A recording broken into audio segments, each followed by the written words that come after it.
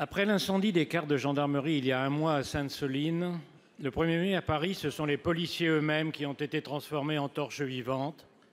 Semaine après semaine, l'ultra-gauche et les Black Blocs programment l'escalade avec pour objectif l'insurrection. Balayer la réforme des retraites, le guide suprême de la France soumise à Poutine, vêtu d'un manteau de cuir qui aurait fait fureur dans les années 30, nous a expliqué lundi avec les gestes de la main et du menton en vogue à l'époque qu'il fallait, je cite, « mettre à bas la mauvaise République ». Ce n'est pas un énième dérapage verbal. Hier, à l'Assemblée, un de ses sous-fifres s'est chargé de l'exégèse lors des questions au gouvernement. Il commence en s'adressant à vous, Madame la Première ministre. « Policiers brûlés, les coupables, c'est vous ». Il continue. « La Ve République permet d'agir sans le peuple et contre lui, elle n'est plus légitime.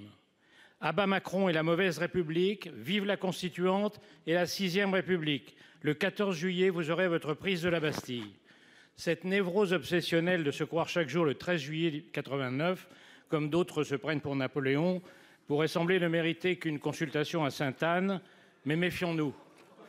Les émeutes et parfois même les insurrections ont souvent été déclenchées par des dingues. Et je conseille à ceux qui ne l'ont pas encore fait de se documenter sur la Ve République que nous propose la France irrécupérable. La Ve serait vite regrettée comme un modèle de démocratie. Cette tenaille entre les violences dans la rue et la zadisation de l'Assemblée nationale, qui dure depuis des mois, est en train peu à peu de saper la confiance des Français dans leurs institutions et de dissoudre lentement le respect pour l'ordre républicain.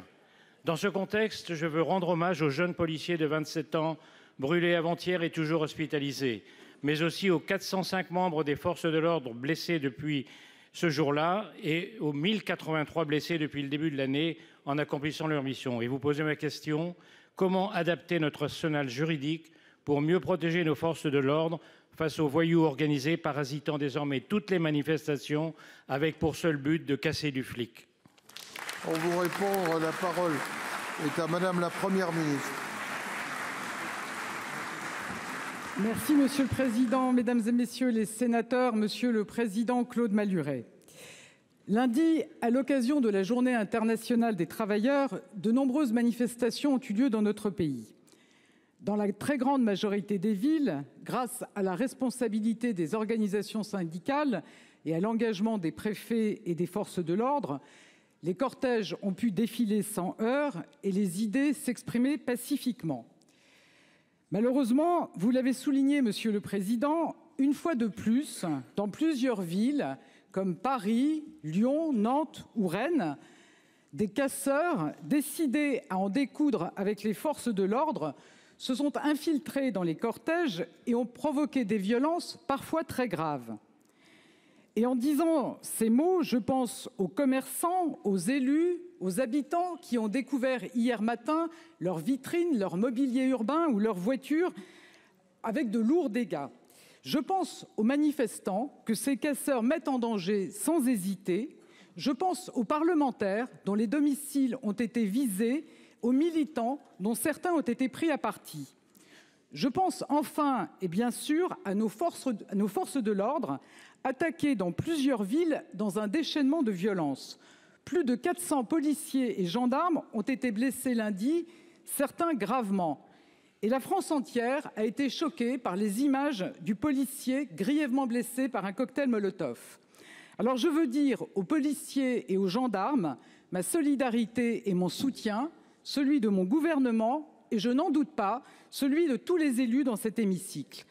Et je le répète devant vous, les auteurs de ces exactions doivent être identifiés et traduits en justice. Aujourd'hui, certains continuent à mettre en cause les forces de l'ordre, excuser les casseurs, occulter les violences. C'est l'honneur de nos policiers et de nos gendarmes de protéger la liberté d'expression, la liberté de manifester. Nous sommes et nous resterons à leur côté. Toutes les mesures susceptibles de renforcer leur protection dans le respect des libertés publiques seront étudiées. Monsieur le Président, vous évoquez également les nouvelles outrances du leader de la France insoumise. Elles s'inscrivent dans une remise en cause permanente de nos institutions. Elles sont une nouvelle étape pour saper la confiance de nos concitoyens dans notre démocratie. À bas la mauvaise République, dit-il. Chacun le sait bien, pour Jean-Luc Mélenchon, La seule bonne République, c'est lui. Pour notre part, nous sommes et nous resterons du côté de la République et de l'ordre républicain. Je vous remercie.